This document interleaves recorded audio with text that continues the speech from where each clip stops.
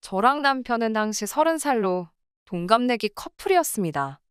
남편은 군대 다녀오고 대학 졸업 후 취직한 지 얼마 되지 않은 상황이라 당시에 모아놓은 돈이 거의 없었어요. 저도 직장 생활은 결혼하던 당시에는 3년 차, 현재 4년 차로 경력이 어느 정도 긴 편이기는 하지만 사실상 일반 사무직이다 보니 연봉이 그렇게 높은 편이 아니다 보니 모아놓은 돈이 엄청 많지는 않았습니다. 제가 모아놓은 돈이 5천만 원이었고 친정에서 결혼한다고 4천을 도와주기로 했어요. 그래서 제가 9천을 해가게 되었고 남편의 경우에는 모아놓은 돈이 따로 하나도 없었지만 시댁에서 1억을 해주기로 했습니다. 남편이 모아놓은 돈을 가지고는 신혼여행 및 결혼식 비용을 하기로 했어요. 그러니 따지고 보면 남편이랑 시댁이 2천 정도를 더 해온 거나 마찬가지지요. 그런데 거기에 더불어서 시부모님이 노후자금으로 가지고 계신 돈 6천만 원을 저희가 따로 빌리게 되었습니다. 다행히 저희가 사는 지역이 서울은 아니고 이 지역 집값이 그렇게 센 편도 아니다 보니 그 돈이면 신혼집을 충분히 구할 수 있었어요. 그런데 이왕이면 빌라보단 아파트, 작은 평수보단 큰 평수, 조금씩 눈을 높이다 보니 신혼집을 구하는 과정에서 돈이 살짝 모자라게 되었습니다. 그래서 시부모님의 노후자금을 저희가 빌리게 되었던 겁니다. 사실 신혼부부를 위한 대출 제도도 잘 되어 있고 대출 금리도 좋은 편이라서 그쪽을 알아보고 있었습니다. 어차피 결혼하자마자 아이를 가질 계획도 없었고 한동안 맞벌이 생활을 유지하려고 했기에 6천 정도 대출을 받는 게 저희 재정적으로 큰 부담이 되는 편은 아니었지요. 그런데 시부모님께서 저희가 대출을 알아보고 있다는 사실을 알게 되셨고 그러면 은행보다 이자를 더 싸게 빌려줄 테니 괜히 이자랍시고 은행 배불려주는 일 하지 말고 두 분 노후자금을 쓰라고 하셨어요. 저는 사실 내키지 않았습니다. 어떤 경우로든 가족끼리 돈으로 얽히고 싶지 않았어요. 저희가 빌려주는 상황이 아니고 빌리는 상황이었지만 제 입장에서는 그거나 똑같은 거라 생각했어요. 그런데 남편은 돈 한 푼이 아쉬운 상황에 절약을 할 수 있는 상황인데 뭐하러 거절을 하느냐 하면서 그냥 시부모님 돈을 빌려다 쓰자고 하는 겁니다. 이자를 은행보다 싸게 해주신다고 했지만 막상 돈을 빌리고 나니 은행에서 대출을 받을 때보다 0.2% 싸게 해주시는 거였어요. 대충 계산해보면 한 달에 7천 원 정도 되는 돈을 아끼게 된 거나 마찬가지입니다. 60개월 뒤에 갚기로 했는데 땅 파서 40만 원 안 나온다는 건 알지만 5년 동안 40만 원 아끼자고 은행에서 빌릴 수 있는 돈을 시부모님한테 빌리는 상황이 저는 석연치 않았습니다. 아니나 다를까 안 좋은 예감은 틀린 말이 없다더니 결국 이걸 문제로 이야기가 나오게 되었습니다. 시댁이나 친정이나 저희 신혼집에서 그렇게 멀지 않은 곳에 있습니다. 처음에 신혼여행 다녀와서는 당연히 친정과 시댁 둘 다 다녀오게 되었습니다. 맞벌이 부부다 보니까 둘이서 다 같이 쉬는 날은 주말 이틀밖에 없어요. 퇴근 후에도 시간이 있기는 하지만 보통 두 사람 다 일하느라 피곤해서 퇴근하고 나서는 보통 집에만 있지 활동적으로 어딜 다니거나 하지는 않는 편입니다. 연애를 적당히 오래 하기는 했지만 연인일 때랑 부부일 때 같은 데이트를 해도 다르게 느껴지잖아요. 거기에 두 사람 인생 중에 가장 깨가 쏟아진다는 신혼 때인데 말이에요. 그런데 쉬는 날이 되면 남편은 꼭 쉬는 날 중 하루는 시댁에서 시간을 보내고 왔으면 하더라고요. 집에서 가까운 편이니 평소에 못 찾아뵐 거리도 아니고 엄마 손맛이 그리우면 평일 저녁에 가서 저녁을 먹고 와도 되는데 꼭 쉬는 날만 되면 시댁에 그렇게 가고 싶어 안달이 납니다. 그렇다고 또 친정에 가는 걸 좋아하는 건 아니에요. 신혼여행 다녀오고 얼마 뒤부터 시댁에 거의 매주마다 가자는 식으로 나오기 시작했는데 처음에는 저도 별말 없이 잘 따라갔습니다. 시어머니가 우리 어떻게 지내는지 궁금하시대. 얼굴 보고 싶으시대라는 이유를 대면서 시댁에 가려고 하는데 그 말을 듣고 며느리인 제가 시댁에 가기 싫다 어떻게 말을 하겠어요. 그래서 처음에는 남편이 가자고 하면 그냥 별말 하지 않고 따라가게 되었습니다. 그런데 그렇게 한두 번 따라갔더니 그 후에는 그냥 이유도 없이 쉬는 날만 되면 시댁에 가는 게 일상이 돼버리더라고요. 시어머니도 처음 몇 번은 어디 가서 악덕 시어머니라고 말 나온다고 하면서 저보고 남편 옆에 붙어서 편히 쉬라고 하셨어요. 편히 쉬라고 해도 어찌 제가 시댁에서 편히 쉬어지겠습니까? 남편한테야 원래 결혼 전까지 지가 살던 지네 집이었으니 내 집인 것 마냥 두 다리 쭉 뻗고 소파에 기대서 앉아있거나 아예 소파에 벌렁 드러누워서 콧노래를 흥얼거리거나 하지만 편하게 있으라는데 그 자리에 앉아있는 제 마음이 얼마나 무거울지는 아실 분들은 아마 다 아실 거라 생각해요. 거기에 진짜 제가 아무것도 안 하고 있으면 시어머니가 저를 불러서는 이거 한 번만 도와줘라 하고 부르고 그거 해놓고 다시 쪼르르 거실로 가면 적어도 한 번 도와줘라 하시면서 결국 저한테는 겉으로는 쉬라고 하시지만 그 잠깐 사이에도 수많은 일을 시키세요. 며느리가 시댁에서 일하는 게 당연하다. 어른이 일하는데 어떻게 앉아서 쉴 생각만 하느냐 생각하시는 분들이 계신다면 어쩔 수 없지만 저 같은 경우에는 생각이 조금 다르거든요.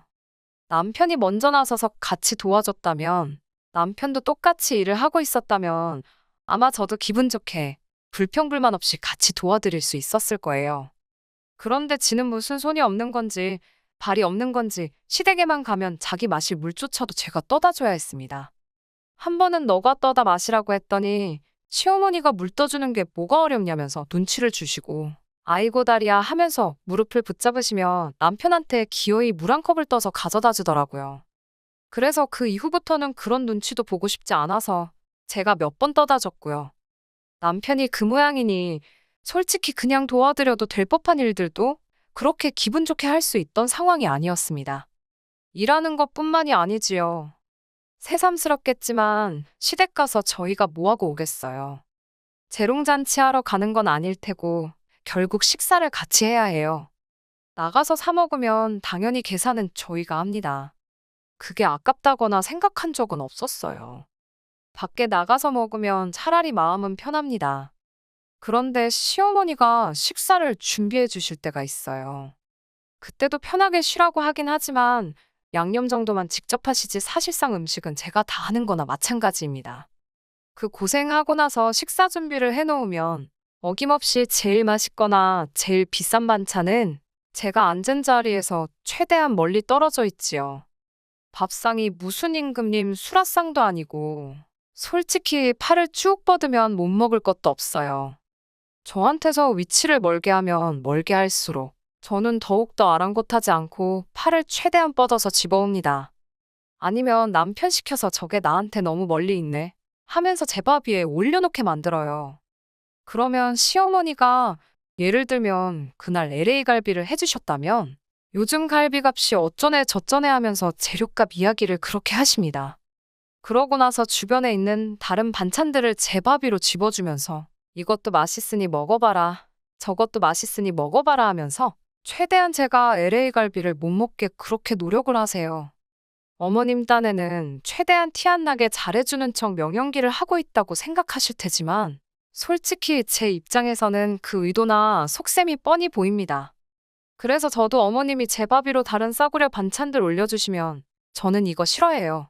저거 싫어해요 하면서 남편 밥 위로 올려주고 아랑곳하지 않고 갈비 집어먹고 그랬지요.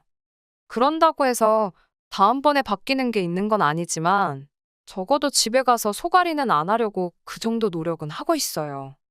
시댁에서 있던 일들은 저 혼자만이 아니라 이 세상 그 어떤 며느리분들도 다들 겪을 일들이니 그건 둘째치더라도 저를 더 열받게 하는 건 남편의 태도였습니다.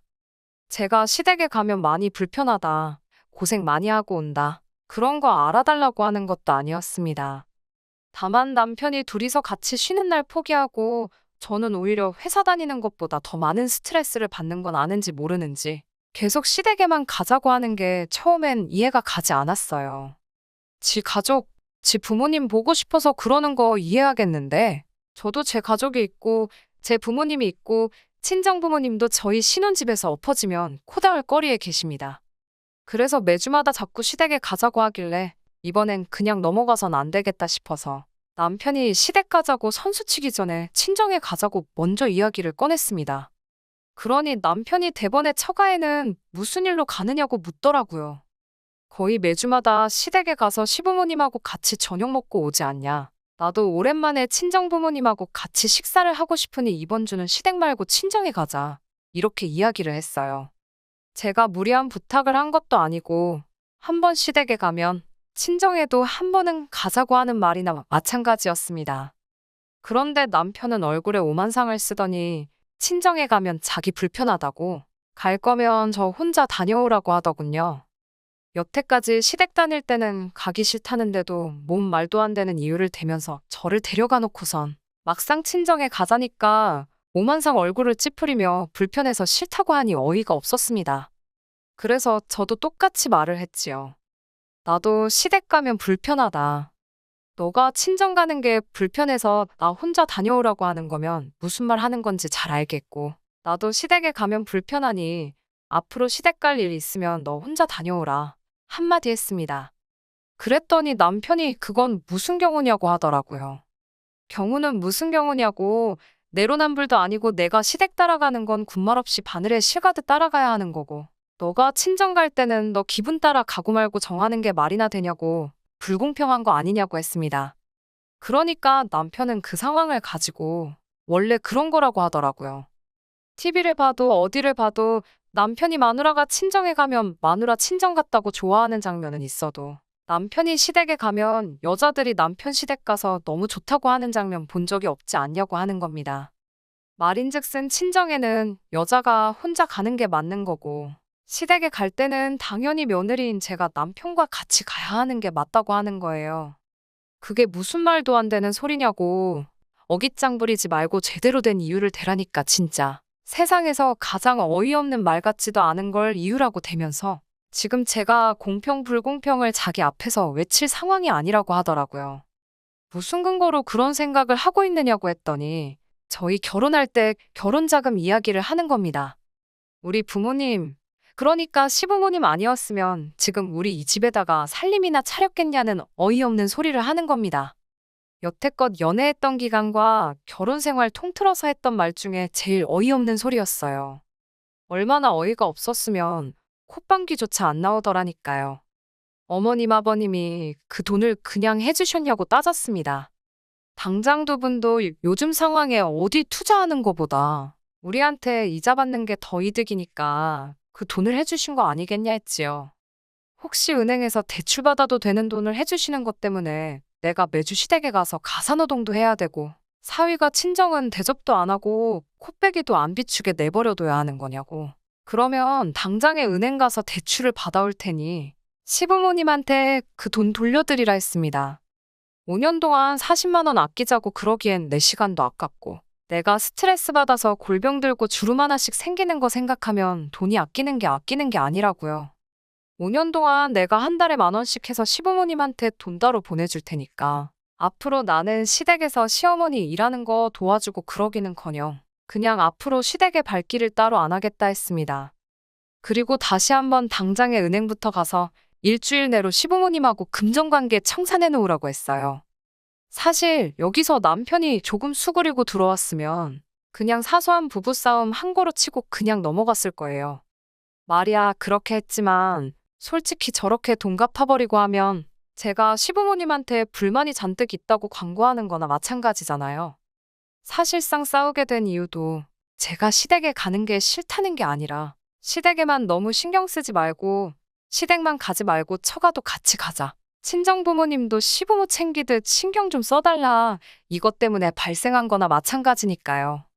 그래서 일을 더 크게 만들고 싶지도 않았고 적당히 남편 참교육 해주고 결혼 생활이라는 게 지네 집에만 잘해서 되는 게 아니다 하는 것만 알려주고 싶었어요. 그 뒤에 시댁에 가든 친정에 더 자주 가든 그건 그 나중의 일이고 짚고 넘어갈 건 짚고 넘어가자는 뜻이었으니까요. 그런데 남편은 뭘 그 상황에서 아득바득 이겨먹어야겠는지 말 잘했다고 하면서 결혼자금 이야기를 꺼내버리는 겁니다. 솔직히 시부모님이 1억을 도와주기는 했는데 남편이 모아놓은 돈이라고는 1,000만 원도 안 돼서 결혼식 비용하고 신혼여행 다녀오고 나니 남는 것도 없었거든요. 지가 모아놓은 돈은 한 푼도 안 들어가는 거나 마찬가지였는데 큰 소리를 치면서 내가 1,000만 원을 더 했네, 네가 덜 했네 따지고 계산하더라고요. 실제로 제가 해온 게 친정부모님 돈 합해서 9천 정도였으니 남편 말이 틀리지는 않았고 여전히 시댁하고 남편 쪽에서 1,000만 원 더 해온 게 맞지요. 방금 전까지는 시댁에서 빌린 돈도 해온 거라고 우겼지만 그걸 빼고서라도 여전히 자기 쪽에서 해온 돈이 더 많으니 제가 시댁 눈치를 봐야 한다고 끝까지 지 고집을 부리면서 한마디를 안 지려고 하더라고요. 제가 연애할 때 제 눈치 많이 보면서 제 기분 맞추려고 그렇게 노력하던 사람하고 같은 사람인가 싶었습니다. 결혼하고 나서 저렇게 180도 바뀌어서 가족들밖에 모르는 사람이 될 거면 왜 대체 결혼을 하려고 하는가 했는데 지금 와서 생각해보니 그 이유를 알겠더라고요. 결혼도 하지 않고 가족 품에서 살면 매일같이 같이 사랑하는 가족들 품에서 살 수 있는 게 중요한 게 아닌 거죠. 저런 사람들 심리가 내가 하기 싫은 효도를 대신해줄 사람이 생긴 거나 마찬가지라고 생각하는 겁니다. 매일같이 한 집에 지내기엔 자기가 신경 쓰거나 해야 할 일이 너무 많아서 싫지만 결혼해서 나가 살면 자기가 하기 귀찮던 신경 써야 할 일들을 마누라한테 다 시켜버리면 되는 거니 결혼하는 거 아니겠나요? 아무튼 남편이 고작 1,000만 원 가지고 제가 평생을 시댁 눈치 보면서 살아야 한다는 식으로 나오길래 저도 더 이상 그걸 참고 지내기는 싫어서 그냥 그 길로 짐 싸서 친정으로 갔습니다. 어차피 친정 혼자 가라고 했는데 어디 한번 진짜 친정에 가면 어떻게 되나 보자 하는 심정이었지요. 친정에 짐 싸들고 가니 친정 부모님께서도 무슨 일이 일어난 걸 눈치채고는 좌초지종을 물어보셨습니다. 저딴 남편을 감싸주자고 다른 말을 지어내기도 싫어서 그냥 가감없이 다 이야기해버렸어요. 친정 부모님도 굉장히 어이없어 하셨고 그 길로 남편을 소환했습니다. 남편도 제가 가자면 저 혼자 가라고 하지만 그래도 장인 장모님이라고 부르니까 오더라고요. 아니면 제가 열받은 거 보고 분위기 살피러 온 걸 수도 있고요. 아무튼 남편이 도착하자마자 저희 부모님이 남편 앞에 앉혀놓고 통장 하나 던져주시더군요. 그 통장에 있는 돈으로 시부모님한테 빌린 돈 갚고 1,000만 원 더 해줬던 것도 돌려드리라 하시더라고요. 고작 1,000만 원 더 해온 거 가지고 우리 딸 평생 눈치 보고 살게 만들 생각이면 그 돈 다 해줄 테니 앞으로 자네가 우리 집 와서 평생 눈치 보고 살라고 하시더라고요. 남편이 통장에 찍혀있는 액수를 보고 몸만 베베 꼬면서 아무 말도 못하고 있는 걸 보니 속이 후련했습니다. 그런데 또 고작 시댁 몇 번 안 가겠다고 이러는 것도 싫고 돈 얼마 가지고 어느 한 집에 눈치를 봐야 한다 이러는 것도 웃긴 것 같더라고요. 더 좋은 해결 방법이 있었는데 말입니다. 남편이 들고 있는 통장 낚아채가지고 그럴 필요 없다고 한마디 해줬습니다. 그리고 그냥 그 길로 시부모님한테 가서 돈을 더 빌리던 신혼집을 팔아버리던 간에 결혼할 때 우리 집에서 들어간 돈 9,000만 원 다시 준비해오라고 했어요. 그리고 이혼하겠다고요. 돈 얼마 때문에 이미 남편과 남편 집구석이 어떤 사상을 가지고 있는지 그 밑바닥까지 다 보고 온 것 같은데 뭘 저희가 모자라게 했던 돈까지 메꿔가면서 상황을 바꿀 노력이나 할 필요나 있나 싶더라고요.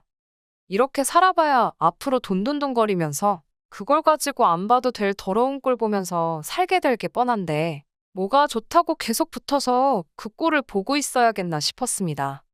차라리 더 늦기 전에 재빠르게 이혼해버리면 저는 저대로 눈치도 안 보고 남편이 자기 하기 싫은 효도 저한테 떠넘기는 꼴 안 봐도 되잖아요.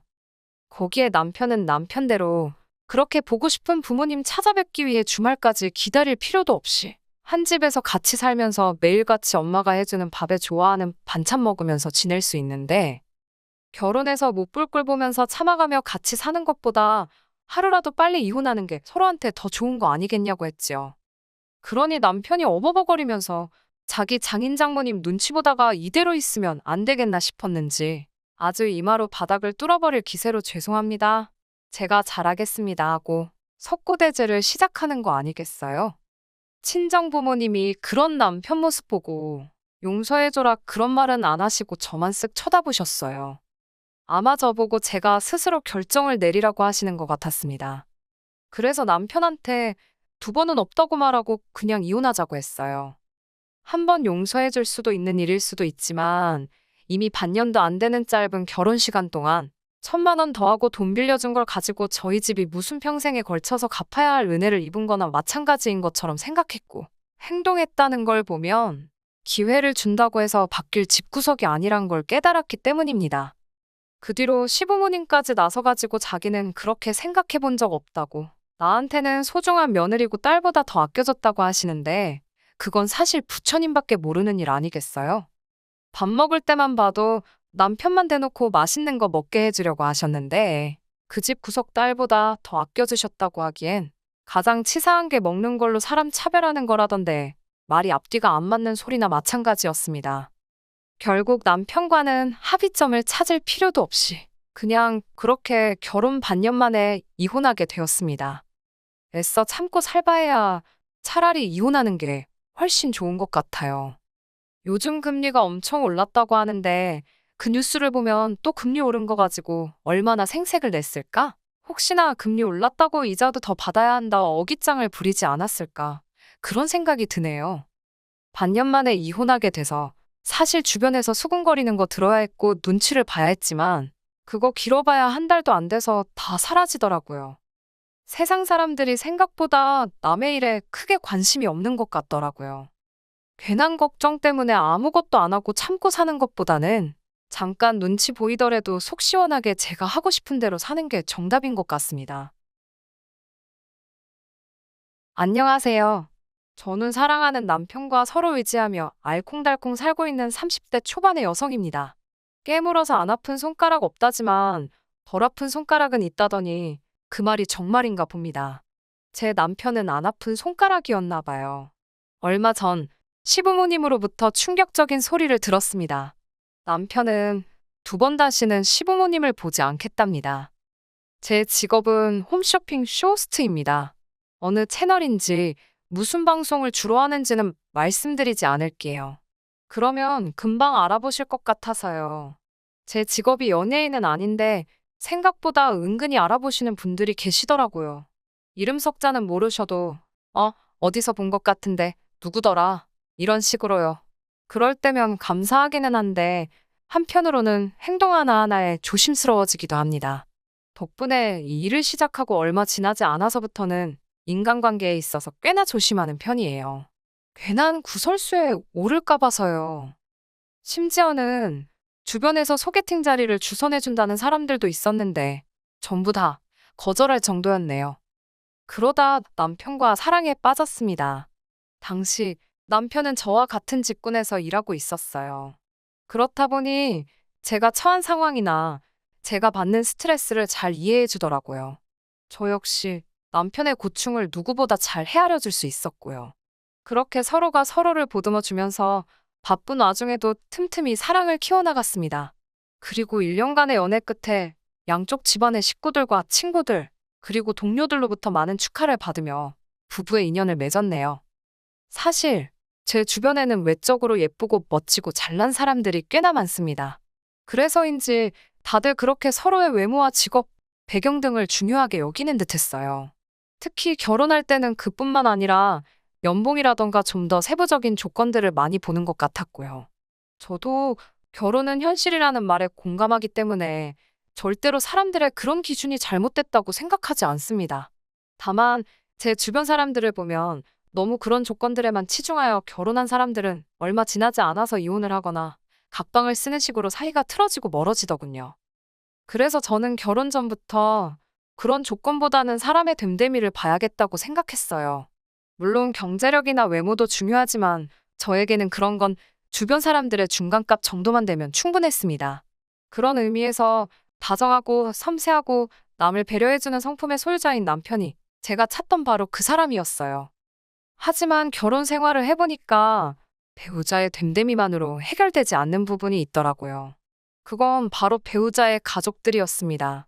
가끔은 콩 심은데 엉뚱한 게 나기도 한다는 걸 배웠다고 표현하면 적당할까요? 시댁 식구들을 보고 있으면 남편이 불쌍하게 보일 때가 한두 번이 아닙니다. 저희 남편은 위로 3살 많은 형과 아래로 2살 어린 남동생이 있는 삼형제 중 둘째입니다. 저는 외동으로 자라서 잘 모르지만 남편에게 들어보니 삼형제 중 둘째는 아주 서러운 위치인 것 같더라고요. 일단 남편의 형, 그러니까 아주버님은 굉장히 머리가 비상했답니다.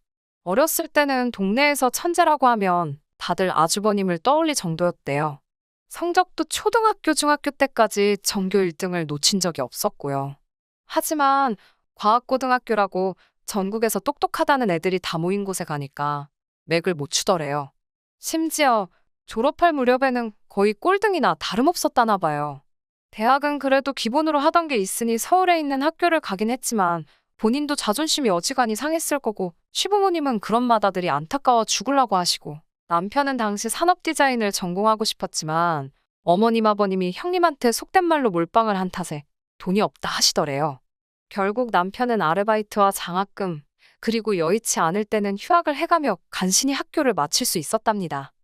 뿐만 아니라 2살 어린 동생, 그러니까 도련님은 어려서부터 운동에 소질이 있었대요. 시부모님께서는 그런 도련님을 훗날 국가대표 축구선수로 키우시겠다고 지극정성으로 공을 들이기 시작하셨고요. 그리고 개인적으로 남편에게 들은 이야기 중 이 부분이 가장 서러웠는데요. 어머님이 도련님 체력 길러주신다며 매일같이 집에서 소고기 수육을 삶으셨답니다. 소고기가 없으면 장어, 장어가 없으면 문어, 하지만 남편은 거의 먹어본 적이 없다더군요. 남편이 어린 마음에 몇 번 왜 자기는 안 주냐고 투정을 부렸었는데 어머님이 너가 뭘 잘한다고 이런 걸 먹냐고 그러시더래요. 어린 마음에 어머님의 그 말이 마치 날카로운 얼음 송곳이 되어 가슴을 후벼 파는 것 같았답니다. 제가 더 이 이야기를 듣고서 속상했던 이유는 실제로 보시면 아시겠지만 도련님과 남편이 키 차이가 10cm 가까이 나거든요. 남편도 작은 키는 아니지만 그때 같이 먹이셨으면 좀 좋냐고요. 제 남편만 그렇게 서럽게 컸다는 사실을 알게 됐을 땐 정말 제가 당한 일인 것 마냥 속상하더라고요. 하지만 이게 전부가 아닙니다. 앞으로 제가 들려드릴 이야기에 비하면 정말 이건 아무것도 아니에요.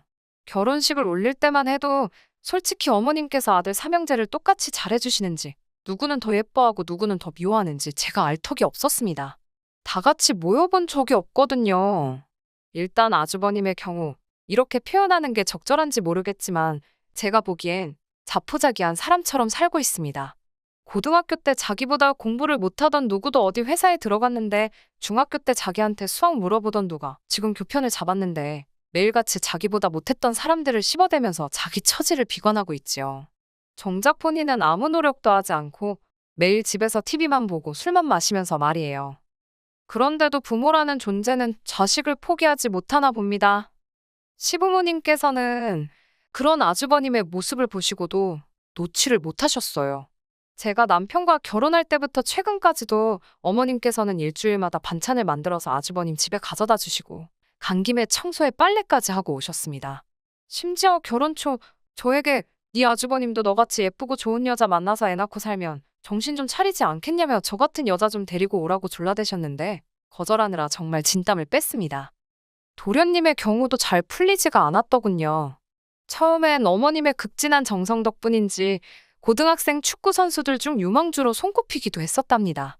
하지만 성공을 하기도 전에 주변에서 너무 띄워준 탓인지 남편 표현에 의하면 한마디로 허파에 바람이 가득 찼었답니다. 운동을 소홀히 하기 시작했고 그 시간에 친구들과 어울려 놀기 바빴다고 해요. 여학생들한테 인기도 많았기에 그 세상에 취해 있었고요. 그런 도련님이 안타까워 남편이 몇 번이고 타일러 보려고 했지만 잘 안 됐답니다. 결국 이후에 도련님은 입단도 못했고 대학도 못 갔습니다. 부산까지 입게 되면서 지금은 이 일도 했다가 저 일도 했다가 한마디로 하루 벌어 하루 먹고 사는 모양이더라고요. 그러다 한 번씩 시부모님이나 저희 남편한테 전화해서 용돈 달라 그러고 제가 어머님이라면 말이에요. 물론 잘 안 풀린 두 아들도 안타깝겠지만 그 와중에 혼자라도 잘 커준 둘째 아들, 그러니까 제 남편이 너무너무 기특할 것 같거든요.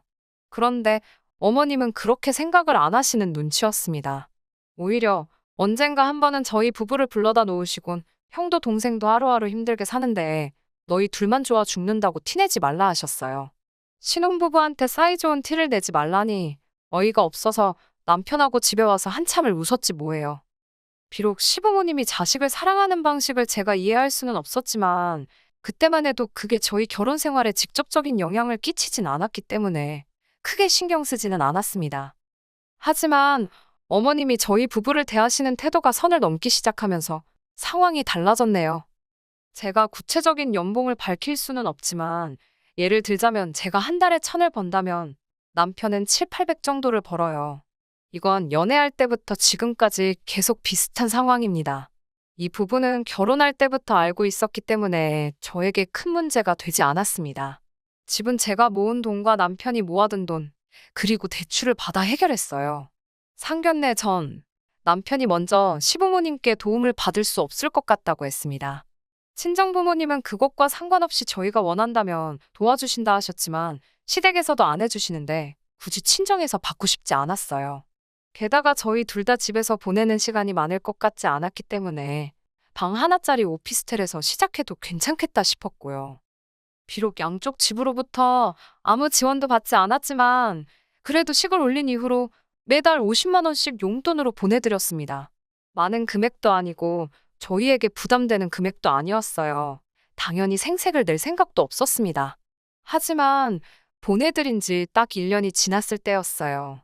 어머님께서 물가도 올랐는데 용돈은 안 올려주시냐 하시더군요. 물가 10%씩 오르고 그런 것도 아닌데 용돈을 얼마나 올려달라는 말씀인가 싶더라고요.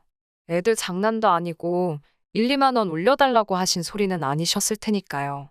제가 얼마가 필요하시냐니까 한 달에 100은 줬으면 좋겠다고 하셨습니다. 아이도 없고 둘이 맞벌이니 양쪽에 100씩 드린다고 해서 뭐 당장 어떻게 될 일은 없었지만 어머님이 너무 당당하게 요구하시니까 그것도 썩 기분이 좋지는 않더군요. 제가 100은 무리고 70으로 올려드리겠다고 했습니다. 어머님은 쓰는 김에 더 쓰지 그런다며 70을 누구 코에 붙이냐입니다. 그러면서 절 보더니 맨날 손톱하고 머리하고 그럴 돈은 있고 시애미한테 줄 수 있는 돈은 없냐고 빈정거리시더군요. 손톱하고 머리하고 저도 모르게 이걸 해야 제가 돈을 벌어 어머님을 드릴 수 있다고 말대꾸를 해버렸습니다. 평소에는 그래도 좋은 게 좋은 거라고 따박따박 말대꾸하는 성격은 아닌데 어머님이 먼저 싫은 소리를 자꾸 하시니까 저도 모르게 말이 세게 나가더군요. 그러자 어머님께서 당신 아들이 번 돈에서 100으로 달랍니다. 아드님이 얼마를 번다고 생각하시고 그런 소리를 하시는 건지 어이가 없더라고요. 저는 욕심부리지 마시고 70만 받으시라고 더는 무리라고 어머님께 단호하게 말씀드렸어요.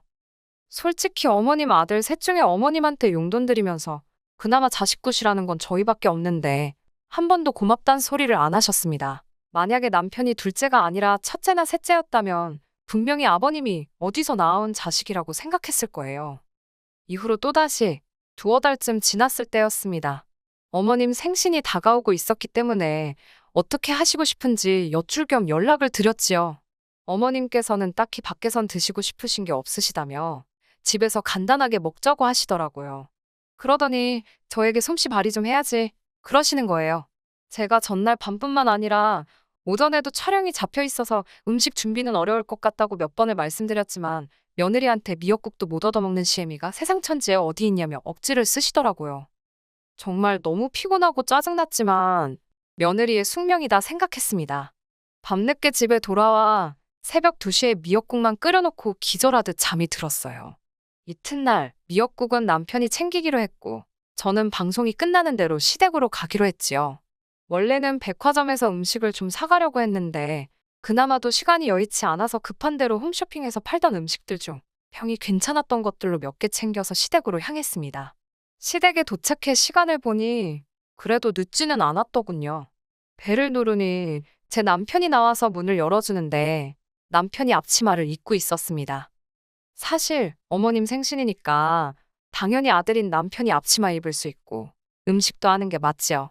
그런데 가만히 상황을 보니까 제 남편만 부엌에서 밥을 하고 있고 다른 가족들은 다 같이 거실에 모여 하하호 TV를 보고 있었습니다.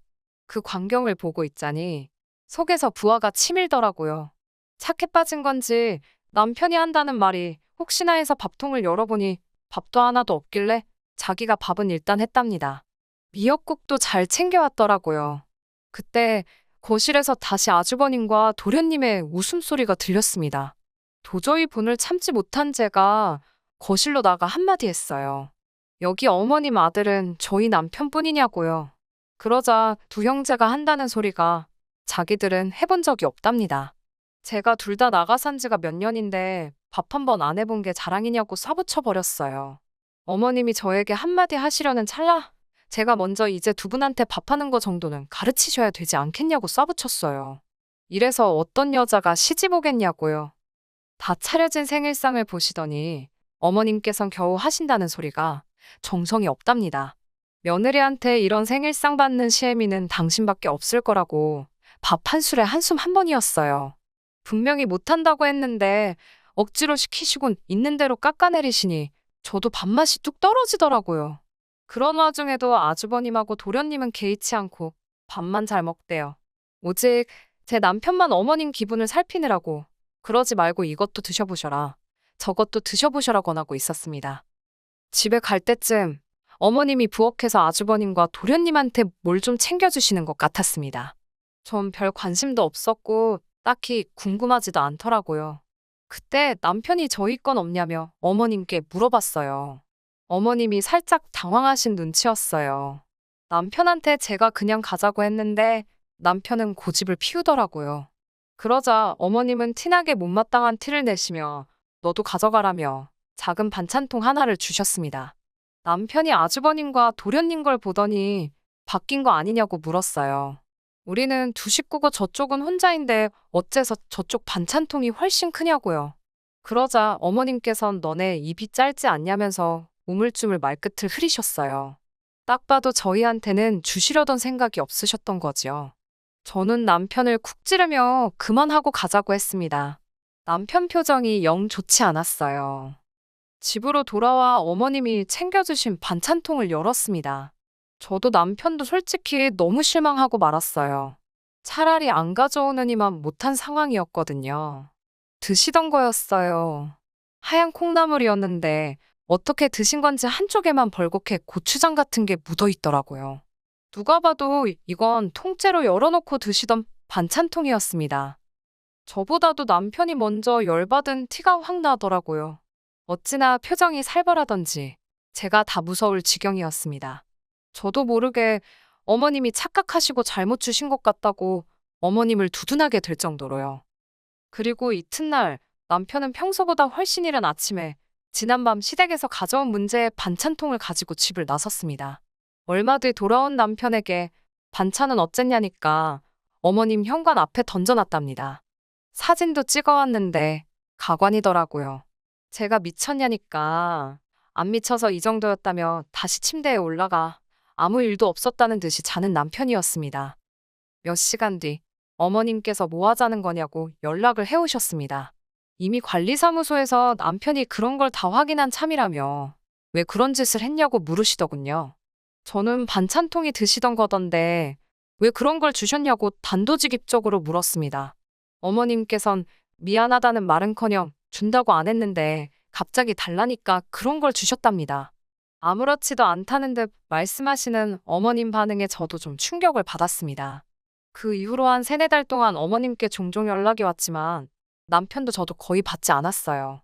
받아봤자 좋은 소리 들을 것 같지도 않았고 무엇보다 남편이 원하지 않았거든요. 그리고 얼마 전 저와 남편이 결단을 내리게 된 결정적인 사건이 있었습니다.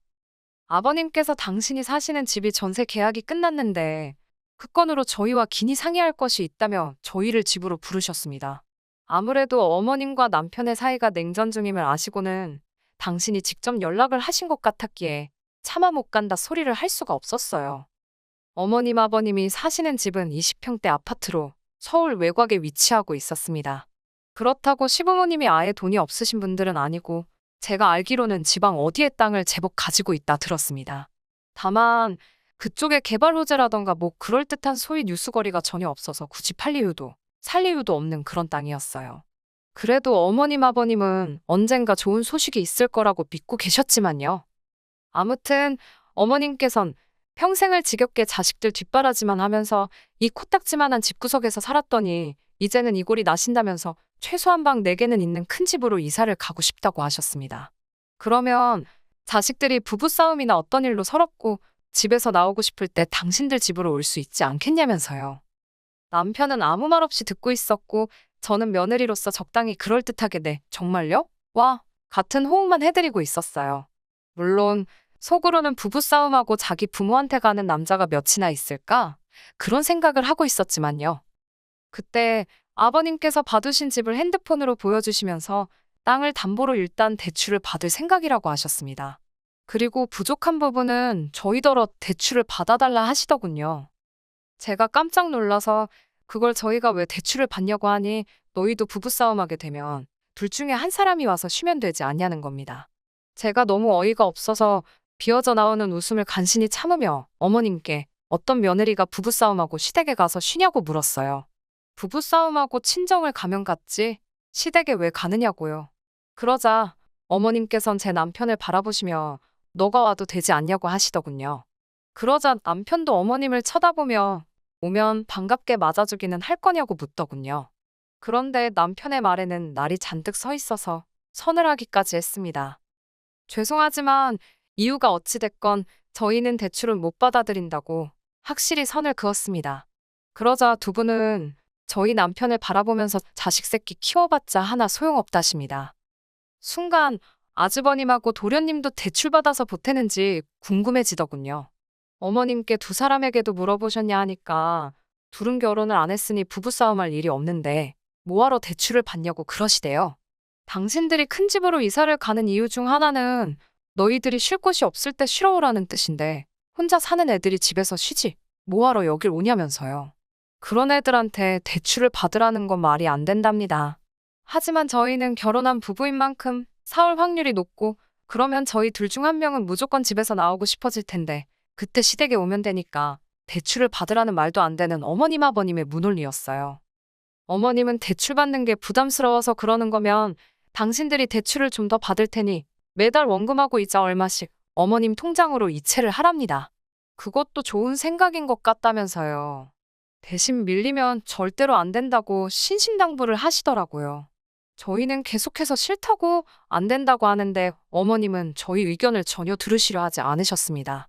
남편은 나지막히 늘 이딴 식이었다며 화를 내기 시작했습니다. 공부 잘하는 형한테 치이고 운동 잘하는 동생한테 치여도 어머니한테 한 번 대든 적 없는 나한테 왜 그러시는 거냐며 내 나이가 30이 넘었는데도 어린 시절 느꼈던 비참한 마음을 또 느끼게 만드냐며 남편은 짐승처럼 울부짖고 있었습니다.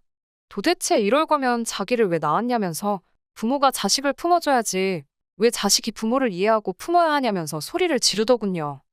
남편의 그런 모습을 처음 보셨는지 어머님 아버님께선 잠시 말문이 막히신 듯 했습니다. 만약 그때 어머님이든 아버님이든 둘 중 한 분이라도 남편에게 진심으로 미안했다고 사과 한마디만 해주셨다면 상황이 이렇게까지 악화되진 않았을 겁니다. 하지만 어머님께서는 너가 어려서부터 뭘 잘한 게 있어야 너한테도 투자할 맛이 나지 않았겠냐며 당신이 개같이 돈 벌어서 허튼 데 썼어야겠냐고 오히려 남편에게 화를 내시더군요. 그나마 너는 지금 직업도 있고 장가도 갖고 다 가졌지만 네 형이나 동생은 지금 저 모양 저 꼴로 사는데 불쌍하지도 않냐면서 남편더러 넌 왜 너밖에 모르냐고 못돼 처먹은 자식이랍니다. 그러자 남편이 어차피 자기는 이러나 저러나 욕먹는 것 같다면서 기왕 이렇게 된 것 속에 있던 말이나 다 하고 가겠다더니 이제 10원짜리 한 장 못 드린다고 그러더군요. 그러자 어머님 아버님도 그까지 푼 돈 필요 없다며 땅 팔아 쓰시겠답니다. 남편은 땅으로 국을 끓여 드시던 떡을 해잡수시던 마음대로 하시라며 자기도 이제 어디 가서 누가 묻거든 부모 다 죽었다 할 거랍니다. 어머님 아버님도 자식 하나 죽은 셈치라대요. 남편 입에서 그토록 모진 소리가 나올 줄은 상상도 못했습니다. 남편은 덧붙이기를 행여나 제 와이프한테 연락해서 허튼 소리 하시거나 귀찮게 하지 마시라고. 그러면 그땐 형이나 동생한테도 제가 어떻게 나갈지 모르겠다며 살벌하게 경고를 날리더군요. 그제서야 아버님은 아들 자식이 머리통이 커지더니 부모한테 못하는 소리가 없다며 화를 내시면서도 어머님께 빨리 애한테 미안하다 소리 안 하고 뭐하냐며 소리를 지르셨어요. 하지만 어머님은 여전히 고개를 빳빳이 드시고는 당신은 최선을 다해서 자식을 키웠을 뿐이랍니다. 가능성이 없어서 투자를 안 했을 뿐이라며 저희더러 집값 안 오를 것 같은데 그 집 사는 멍청이도 있냐고 그러시더군요. 정말이지 제 어머님이지만 어떻게 자식을 집에다 비교할 생각을 하실 수 있는 건지. 남편도 차라리 잘 됐다며 멍청한 형 동생 때문에 맞이도 아니고 받은 것도 없이 자랐는데 혼자 효자 노릇 다 뒤집어 쓰는 줄 알고 걱정이 많았답니다. 그런데 이제 어머님 덕분에 마음 편하게 그런 책임감을 떨굴 수 있게 된 것 같다며 감사하다고 하대요. 그러면서 두 번 다시 연락하지 말라고 아주 못을 박았습니다. 저희 둘은 그날 이후로 지금까지 시부모님과 연락하지 않고 있습니다. 처음 며칠은 제가 그런 것도 아닌데 마음이 어찌나 불편하던지요. 그럴 때마다 남편은 그 어느 때보다 마음이 홀가분하고 편하다며 이게 다 제 덕분이랍니다. 부모한테도 못 받아본 무조건적인 지지와 사랑을 저에게서 받는다면서 매일 저를 보고 고맙다고 하네요. 부모 자식 사이는 하늘에서 내려준 인연이라 쉽게 끊을 수 없다는 말 들어보셨지요. 저도 그 말이 맞다고 생각합니다. 세월이 얼마나 걸릴지는 모르겠지만 언젠가 시부모님이 남편의 마음을 이해해 줄 날이 왔으면 좋겠습니다. 남편 가슴에 남은 응어리는 꼭 시부모님께서 풀어주셨으면 좋겠네요. 그리고 이건 궁금하실까봐 덧붙이는데 시부모님께선 땅을 내놓으셨답니다. 그런데 당신들이 알고 있던 시세보다 더 똥값으로 떨어져서 팔아도 재미는커녕 허탈감만 느끼시게 생긴 모양이에요. 그리고 저희가 드리는 용돈이 끊기면서 그동안 아주버님과 도련님한테 해다 주시던 반찬도 끊어진 것 같더라고요. 지금은 말 잘 듣는 며느리 보시겠다며 베트남 쪽 알아보고 다니신다는데 저도 두 분이 도대체 무슨 생각을 하고 사시는지 모르겠네요. 쓰잘데기 없는 관심은 치우고 남편이랑 저 단둘이 즐겁게 살겠습니다. 안녕하세요. 30대 초반의 여성입니다. 이기적인 시어머니와 우유부단한 남편 때문에 얼마 전 이혼했습니다. 지인이 저에게 그러더군요. 손바닥도 마주쳐야 소리가 나는 법인데 정말 시댁만 잘못해서 이혼을 했겠냐고요. 그 소리를 들으니 어찌나 억울하던지. 그래서 여기 푸념하러 왔습니다. 저에게는 쌍둥이 여동생이 있습니다. 8분 차이로 태어났어요. 저에게는 최고의 친구이자 하나뿐인 영원한 반쪽이나 마찬가지인 존재이지요. 어려서는 워낙 서로 붙어 다녀서 저희를 딱풀이라고 부르는 사람들도 있었을 정도입니다. 게다가 유치원부터 대학에 들어가기 전까지 모든 학교를 같이 다녔으니 각 학교에 저희가 모르는 학생들은 있어도 저희를 모르는 학생들은 없었을 정도였어요. 저희가 워낙 비슷한 외모를 가지고 있다 보니 성격도 비슷할 거라고 생각하는 사람들이 많았습니다. 하지만 저는 좋은 게 좋은 거라고 매사 둥글게 넘어가길 좋아하는 반면 동생은 뭐든지 시시비비를 가려야 하고 할 말은 해야 하는 성격이었습니다. 서로 성격이 달랐기 때문인지 학교에 진학한 이후로는 저는 주로 독서나 연극 감상 같은 동아리 활동을 즐긴 반면 동생은 치어리더부라던가 댄스 동아리 같은 활동을 좋아했지요. 이건 여담이지만 동생이 활동하던 동아리들은 항상 군기잡기가 장난이 아니었어요. 한 번은 댄스 동아리 부원들이 절 동생으로 오해하곤 제가 자기들 인사를 무시했다고 절 가만두지 않겠다며 교실로 쫓아왔던 적도 있습니다. 나중에야 오해라는 걸 알고 사과를 해오긴 했지만 정말 무서웠답니다. 20살이 되면서 저와 동생은 완전히 다른 길을 걷게 되었습니다. 고등학교 졸업 후 다른 학생들과 마찬가지로 평범한 대학 생활을 시작한 저와 달리 동생은 연예인이 되겠다며 작은 소속사의 연습생으로 들어갔거든요. 이후로는 저는 저대로 대학 생활로 인해 바쁜 시간을 보내게 되었고 동생 역시 금방이라도 연예인이 되려고 저러나 싶을 만큼 거듭되는 연습에 치여 사는 눈치였어요. 같은 서울 하늘 아래 살면서도 한 달에 한 번 얼굴 보기도 어려울 만큼이요. 하지만 제가 대학을 졸업하고 회사에 들어갈 때까지도 동생은 데뷔를 하지 못했습니다. 처음엔 가수를 준비한다더니 나중엔 배우가 된다고 했고 마지막에는 개인 방송을 해볼까 그러더라고요. 솔직히 가족으로서 안타깝고 동시에 답답했습니다. 그렇다고 동생을 탓할 수는 없었어요. 동생이 누구보다 치열하고 열심히 살아온 걸 제가 옆에서 똑똑히 지켜봤으니까요. 한편 회사에 입사하고 얼마 지나지 않아 회사 복지의 일환으로 회사에서 운영하는 병원에서 건강검진을 받을 수 있는 기회가 생겼습니다. 동생이나 저나 젊다는 이유로 제대로 검사를 받아본 적이 없었기에 이참에 동생과 함께 받아봐야겠다 싶더라고요. 그 무렵 동생이 유난히 살도 많이 빠졌고 체력이 딸린다는 말도 심심찮게 했었거든요. 그리고 그 건강검진에서 저는 청천벽력 같은 소식을 듣게 되었습니다. 적어도 저는 건강검진을 받는 동안에도 크게 신경 쓰이는 건 없었습니다. 평소에 감기 한 번 걸리지 않을 만큼 체력엔 자신이 있었거든요. 아직 한참 젊은 나이였는데 큰 병이 있을 거라곤 누가 상상이나 했겠어요?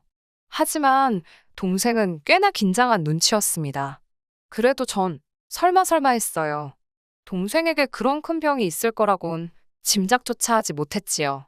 그리고 슬픈 예감은 빗나가지 않았습니다. 동생은 폐암이었어요. 혹시나 안 좋은 소문이라도 나면 대비하지 못할까봐 담배는커녕 맥주 한 잔도 입에 대지 않던 아이였는데 말이지요. 도무지 이유를 떠올릴 수가 없었습니다. 저와 동생 그리고 부모님까지 모두가 좌절과 고통으로 힘들어했네요. 애가 타는 가족들과 달리 동생은 연명치료도 싫다, 가족들에게 짐이 되기도 싫다며 삶에 대한 의지를 놓아버린 듯 했어요. 그리고 1년 반 만에 그렇게 가버렸습니다. 지금 다시 떠올려봐도 눈물부터 흐르네요. 앞으로도 제 인생에 있어 그때보다 더 힘든 순간은 없을 거예요. 진작에 동생을 살피지 못한 제 자신을 도무지 용서할 수 없었습니다. 솔직히 말씀드릴게요. 그 무렵 저에게 힘이 돼준 건 친정 부모님도 아닌 다른 누구도 아닌 바로 남편이었습니다. 당시만 해도 남편과 저는 오빠 동생 사이로 지내는 지극히 평범한 관계였어요. 대학교 전국 동아리 활동을 하면서 알게 된 남편은 저보다 3살이 많습니다. 하지만 재수도 하고 군대도 다녀왔던 터라 오히려 학년은 저보다 한 학년 아래였지요. 그렇다 보니 선후배라기보다는 오빠 동생처럼 지냈네요. 같은 학교가 아니었기에 자주 만날 수는 없었지만 서로 곧잘 연락도 주고받았고 때로는 힘이 되는 이야기도 해주는 그런 사이였어요. 남들의 어설픈 위로와 영양가 없는 조언에 지쳐가던 저에게 묵묵히 제 이야기를 들어주기만 하던 남편은 어떻게 보면 그 당시 제게는 유일한 숨구멍이었습니다. 솔직히 매일매일 눈물바다로 지내시는 부모님 앞에서 저도 슬프다고 말할 수가 없었거든요. 저까지 힘들어하면 저희 가족이 그대로 무너질 것 같았으니까요. 하지만 왜인지 남편 앞에서는 제 감정을 어느 정도 드러낼 수 있었어요. 그렇다 보니 그 당시에는 남편만이 유일하게 절 생각해주는 사람 같았고 점점 남편에게 기대는 시간 또한 길어만 갔네요. 1년 가까운 시간 동안 여동생을 그리워하며 살았습니다. 어쩌면 버텼다는 표현이 더 어울릴지도 모르겠어요. 그리고 그 시간 동안 한결같이 제 곁에 있어주던 남편과 저는 자연스레 연인 사이가 되었습니다. 이후로 6개월 만에 결혼까지 하게 되었고요.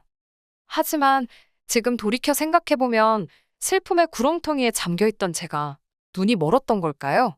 변명 같지만 그때는 정말이지 너무 힘이 들었습니다. 어디로든 숨고 싶었고 도망치고 싶었는데 그게 결혼이었나 싶습니다. 남편 또한 언제까지 제 편일 거라 생각했고요. 그때 왜 더 신중하지 못했는지 후회해도 소용없지만 그래도 후회스러울 뿐입니다. 왜 그런 소리를 듣고도 파혼을 안 했냐 하실까봐 이 이야기를 적을까 말까 고민을 했습니다만 기왕 푸념하기로 한 거 숨겨서 뭐 하겠어요. 다 털어놓겠습니다. 사실 남편과 연인으로 지낸 기간은 반년에 지나지 않으니까 당연히 시부모님이라던가 신우를 직접 만나볼 기회가 없었어요. 오빠 동생 사이에 굳이 집에 찾아가 인사를 드리고 할 만한 이유가 없었지요. 그래서 남편에게 프로포즈를 받자마자 가장 먼저 계획했던 일 중 하나가 시댁에 인사드리러 가는 일이었습니다. 남편 말로는 어머님도 신우도 성격이 괄괄해서 그렇지 속은 따뜻한 분들이라며 혹시 말을 좀 세게 하셔도 저더러 이해하라고 했습니다. 그리고 남편이 왜 그런 말을 미리 하면서까지 연막을 쳤는지 만나보니 확실히 알겠더라고요. 시어머니나 신우나 단지 성격이 괄괄한 게 아니라 이렇게 표현해도 될지 모르겠는데 정말 쌍스럽더라고요. 단지 거친 어휘를 쓰시는 것뿐만 아니라 듣는 사람에 대한 배려라곤 눈꼽만큼도 없었습니다. 사람의 외모나 생김새에는 정답이 없기에 함부로 평가해서는 안 되는 거잖아요. 저희 친정 부모님도 그렇고 저도 타고나기를 마른 체형입니다. 잘 먹고 못 먹고의 문제가 아니라 체형 자체가 마른 체형이에요. 그런데 어머님께서는 절 위아래로 훑어보시더니 볼품이 없다. 딱 그게 첫마디셨습니다. 볼품이 없다고요. 어떻게 초면에 아무리 제가 인사를 드리러 온 자리라고 해도 그렇지. 볼품이 없다라는 표현을 쓸 수 있는 건지. 생각지도 못한 어머님의 말씀에 당황한 나머지 말도 제대로 안 나오더라고요. 그래도 남편이 요즘에는 다들 이 사람처럼 되고 싶어서 돈 주고 살 뺀다며 누나도 그러지 않았냐고 저 대신 받아쳐주더라고요. 그제서야 저도 신우를 제대로 보게 되었는데 어휴, 따로 표현은 안 하겠습니다만 절에서 맞는 사이즈나 사 입을 수 있겠나 싶더라고요. 아무튼 어머님께선 남편의 말을 들으시더니 그래도 네 누나 정도는 돼야 애도 잘 낳고 건강하게 오래 산답니다. 이 말도 솔직히 곱게 들리지는 않았지만 하나하나 걸고 넘어질 수도 없는 노릇이었고 그냥 한 귀로 듣고 다른 귀로 흘리자는 심정이었지요. 식사 시간 동안 이런저런 대화가 오고 갔습니다. 아버님께선 건강관리를 잘해야 한다는 뭐 그런 이야기를 하셨고요. 그러자 어머님께선 당신 지인의 자식이 죽을 병에 걸려서 몇 달째 병원에 입원해 있네요 전에 하시며 떠들고 계셨습니다. 그 부모들은 어디 놀러도 못 다니고 그동안 모아놓은 돈만 다 까먹고 있다면서요. 그러더니 갑자기 생각났다는 듯이 제 동생 이야기를 물어보시더군요. 암이었다면서 니네 부모 중에도 안 걸렸던 사람이 있냐? 니네 할머니나 할아버지는 다 멀쩡하셨냐? 병원비는 많이 안 들었냐? 보험금 좀 받았냐? 정말 입에 담기도 기분 나쁘고 불편한 질문들이 이어졌지만 그래도 최대한 제 감정을 억누르며 적당히 대답해드렸습니다. 맞은편에 앉아있던 남편이 워낙 난처한 표정을 짓고서는 입모양으로 연신 미안하다고 사과를 해대고 있었기에 속에서 올라오는 분노를 간신히 누르고 있었지요. 하지만 어머님께서 상둥이는 원래 둘 중에 하나는 죽을 운명으로 태어나는 거란 말씀을 하셨을 땐 도무지 제 화를 다스릴 수가 없었습니다. 그게 무슨 말씀이시냐니까. 하나가 받아먹을 걸 애미 뱃속에서 둘이 나눠 먹으니 하나가 원래 부실할 수밖에 없다나요. 그래서 원래 쌍둥이 중 하나는 뱃속에서 죽거나 아니면 나와서 죽는 게 운명이랍니다. 그리고는 한다는 말씀이 그래도 네 동생은 오래 버텼다야 거진 30년은 살다 간 거 아니냐며 운이 좋았다네요. 정말 얼마나 화가 나던지 온몸이 부들부들 떨리고 당장이라도 심장은 입 밖으로 튀어나올 것만 같았습니다. 제가 먼저 가보겠다고 인사도 하는 둥 마는 둥 말씀드리고 그 집을 도망치듯 뛰쳐나왔어요. 나중에서야 어떻게 그런 말씀을 하시냐고 소리라도 지를 걸, 과일 먹던 상이라도 걷어차고 나올 걸. 별의별 생각이 다 들었지만 그 당시에는 제 스스로 제 감정을 어떻게 주체할 수가 없었습니다. 당연히 제대로 대응조차 할 수 없었지요. 곧이어 남편이 저를 쫓아나왔습니다. 사람들이 다 보는 아스팔트 바닥에서 남편이 무릎을 꿇더니 미안하다고 사과를 하더라고요. 자기가 어머님께 말 조심하시라고 몇 번을 당부드렸는데도 저 버릇을 못 고치신다면서 자기라도 나서서 막았어야 하는데 설마 싶어서 지켜만 보다 이렇게 되었다며 정말 미안하답니다. 지나가는 사람들이 수군거리며 남편과 저를 힐끔거렸어요. 남편이 사과를 할수록 왜인지 눈물이 하염없이 쏟아지더라고요. 이후로도 한 일주일 동안은 결혼이고 뭐고 못하겠다 싶었습니다. 남편은 전화와 문자로 몇 번이고 저에게 용서를 구했고 친정 부모님께서도 교양 없는 여편네가 헛소리 짓거렸다 생각하고 넘어가랍니다. 남편 하는 걸 보니 한 번 더 기회를 줘도 될 것 같다면서요. 그렇게 하게 된 결혼입니다. 당연히 시댁에 대한 제 마음이 좋을 리 없었지요. 그래도 사람들이 말하는 며느리돌이 하고 살았습니다. 솔직한 제 심정으로는 며느리돌이나 많아 그까짓 거 진짜 개나 줘버리고 싶었지만 친정부모님 얼굴에 속된 말로 똥칠할까봐 했어요. 남편도 어머님의 막말 사건 이후로는 어머님이 행여나 저에게 말실수하시지 않도록 중간에서 그런대로 처신을 잘해주었고요. 하지만 결국 팔은 안으로 굽는다더니 그 말이 딱이었습니다. 당시 남편과 저는 회사에서 멀지 않은 곳에 위치한 아파트에서 전세살이를 하고 있었어요. 사실 결혼 준비를 할 때 남편 말로는 한 5천 정도는 도움을 받을 수 있다고 했습니다. 저희 친정에서도 그 정도의 돈이나 아니면 자동차를 사주시겠다 하신 상황이었고요. 외에도 남편이 모아둔 돈이 8천 정도 있었고 저도 7천 정도 준비되어 있었으니 넉넉하진 않아도 크게 부족함 없는 시작을 할 수 있겠구나 싶었지요. 하지만 청첩장까지 나오고 나서야 어머님께서는 신우는 아직 결혼도 못했는데 동생이 먼저 가는 것도 부족해 재산까지 다 털어먹어야겠냐며 저와 남편을 나무라셨어요. 남편은 남편대로 크게 스트레스를 받은 눈치였고 저는 치사하고 더럽다 싶었지요. 홧김에 친정부모님께도 안 도와주셔도 된다 하곤 그 길로 아파트 전세를 계약해버렸습니다. 그래서 얼떨결에 반반 결혼을 하게 되었네요. 그때는 진짜 어이없고 솔직히 속상했는데 지금은 참 다행이다 싶어요. 저랑 남편 사이에 얽힌 문제가 없다 보니까 막상 이혼을 하는데도 재산 분할이나 많아 할 것도 없고 그냥 시간 문제더라고요. 아무튼 그렇게 남편과 저희 둘이 나름대로 생활을 꾸려가고 안정을 찾아가는 중이었습니다. 그런데 올봄 남편이 신우가 저희 아파트 라인으로 이사를 오기로 했다는 거예요. 왜? 왜 신우가 우리 아파트 라인으로 이사를 오냐고 물었습니다.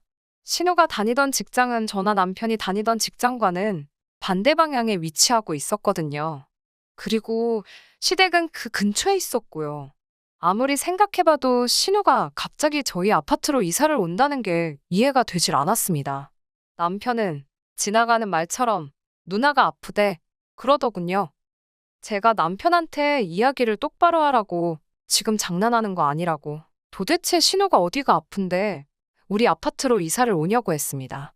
그러자 남편이 자기도 잘은 모른다면서 저더러 한다는 말이 저도 알다시피 어머님 아버님은 이제 이른을 바라보시는 나이 아니냐입니다. 어머님 아버님은 당신들의 건강 챙기기에도 바쁘신 분들 아니냐고요. 그런데 신우가 암에 걸렸답니다. 간암 2기라대요. 지금 당장이야 혼자서 병원도 다니고 뭐 생활하는데 큰 지장은 없겠지만 앞으로가 문제 아니겠냐며. 아무래도 어머님 아버님 곁에 있는 것보단 젊은 우리 곁에 있는 게 도움받기도 좋고 그럴 것 같아서 이쪽으로 이사를 오기로 했답니다. 제가 너무 어이가 없어서 누구 마음대로 누가 도와준다는 거냐고 따졌습니다. 그러자 남편이 말이 도움이라는 거지 해줄 것도 없답니다. 우리 먹을 반찬하고 그럴 때 누나 것도 조금만 더 해주면 좋고 누나가 차가 없으니까 어디 가고 그럴 때 저나 남편 중 시간 되는 사람이 태워다 주고 저더러 친언니다 생각하고 같이 카페도 다니고 그러랍니다. 가끔 청소 좀 도와주고요. 정말이지 그 정도면 된답니다. 제가 어처구니가 없어서 지금 어머님께선 아픈 딸 내팽개치시는 거냐고. 자식이 아프면 부모가 챙겨야지. 왜 제3자인 내가 사는 아파트에 신우만 덩그러니 보내시냐고 따졌습니다. 그러자 남편이 한다는 소리가 가관이었습니다. 어머님이나 아버님 두 분 다 하시는 말씀이 평생 살던 데 떠나면 무슨 재미로 사냐고. 당신들은 원래 살던 데 계시고 싶다고요. 그리고 노인네들하고 환자하고 한 집에 있어봤자 서로 힘들기나 하지 않겠냐며. 저는 남편에게 신우가 이사 오는 날이 당신과 나 이혼하는 날인 줄 알라 했습니다. 내가 미쳤다고 신우 식모살이 하면서 병수발까지 들게 생겼냐고요. 그리고 남편이 예상한 것보다 제 반응이 훨씬 격했던지 남편도 더는 뭐라 말을 못하더군요. 그쯤에서 남편이나 신우가 말귀를 알아쳐먹었으면 이 사단까지는 안 났을 겁니다. 아니, 하다못해 어머님이라도 염치가 있으셨으면 이 지경은 안 되었을 거예요. 하지만 남편이 그새 어머님께 미주알고주알 일렀는지 이튿날부터 전화기에 불이 날 만큼 어머님께선 전화를 걸어오셨습니다. 요점은 어디 감히 여자가 먼저 이혼을 한 해 만에 소리를 하냐는 거였지요. 그리고 집에 데리고 살라는 것도 아닌데 그 아파트가 전부 다 네 거냐고. 네가 뭔데 내 딸이 지발로 이사를 간다는데 못 오게 하냐입니다. 처음엔 듣고만 있었지만 나중엔 진짜 나를 뭘로 보고 이러시나 싶어서 저도 따박따박 떼들었어요. 이사 오는 저희가 눈에 빤히 보이는데 죄가 좋겠냐고요. 그러자 어머님께선 원래 시댁 식구가 아프면 며느리가 그런 수발 드는 거랍니다. 저더러 그런 것도 못 배우고 시집왔냐고 오히려 저를 이상한 사람 취급을 하시더군요. 어이가 없어서 제가 어머님께 매사 신보가 그런 식이시니 신우가 어머님 대신 벌 받는 거라 했습니다. 남의 여동생더러 팔자가 어쩌고 그래도 30년이면 운이 좋았다며 막말을 퍼붓지 않으셨냐고요. 신우는 곧 마흔이니 내일 가도 억울한 거 하나 없겠다며 저도 악담을 퍼부었어요. 어머님께선 저더러 미친 엑스라며 어디 감히 그런 말을 입에 담냐고 제정신이냐고 악을 쓰셨습니다. 전 제가 다 잊고 사는 줄 알았는데 어머님이 그때 하신 말씀이 어지간히 제 가슴 깊이도 박혀 있었던 모양입니다. 신우가 아프다는데도 불쌍한 생각이 하나 안 들더라고요. 그리고 그날 저녁 남편과도 대판 싸우게 되었습니다. 남편은 다짜고짜 어머님한테 네가 한 말이 사실이냐며 어떻게 그런 소리를 할 수 있냐고 고래고래 소리를 질렀습니다. 어머님이 나한테 막말하실 때는 나한테 사과나 했지. 어머님껜 찍소리도 못 해놓고 지금은 나한테 악을 쓰는 그 모습이 참 낯설더라고요. 이런 인간 앞으로 믿고는 못 살겠다 싶었습니다. 그래서 이혼하자고 했어요. 아픈 신우, 네가 수발 들고 데리고 살라고요. 네 애미 볼 때마다 그 악담이 생각나서 가슴이 너덜너덜해지는 것 같다고. 그동안 쌓인 울분을 토해냈습니다. 제가 하나하나 다 열거하진 않았지만 솔직히 어머님 막말이 그것뿐이었겠어요. 그렇게 헤어지게 되었습니다. 시어머니는 제 신우가 아프다는데 도망가는 며느리가 어디 있냐며 제가 자기 아들 인생을 망쳤다네요. 제 신부가 고약해서 동생도 일찍 죽은 거라고 막말을 하시길래 저도 신우 얼마나 오래 버티나 두고 보자고 응수했습니다. 막말로 전 이미 동생을 잃었는데 뭔 말인들 못하겠어요. 말할수록 업보를 쌓는 건 어머님 쪽이었으니 저도 지지 않고 맞불을 놨네요. 영원히 제 편일 줄 알았던 남편도 저더러 계속해서 서운하다며 일단 신호부터 낫게 하고 그 이후에 시시비비를 가리자던데 기도 안 차서 대꾸도 안 해줬습니다. 이런데도 정말 제 이혼이 손바닥이 부딪혀서 일어난 일인가요? 전 아니라고 생각합니다. 하긴 이미 이혼은 했고 다른 사람들이 어떻게 생각하든 무슨 상관이겠어요. 전 떳떳합니다. 앞으로도 보란 듯이 잘 살 거예요. 두고 보자고요. 끝까지 들어주셔서 감사합니다. 오늘의 사연은 여기까지입니다. 구독과 좋아요, 알람 설정 부탁드리고 더 좋은 사연으로 다시 찾아뵙겠습니다. 감사합니다.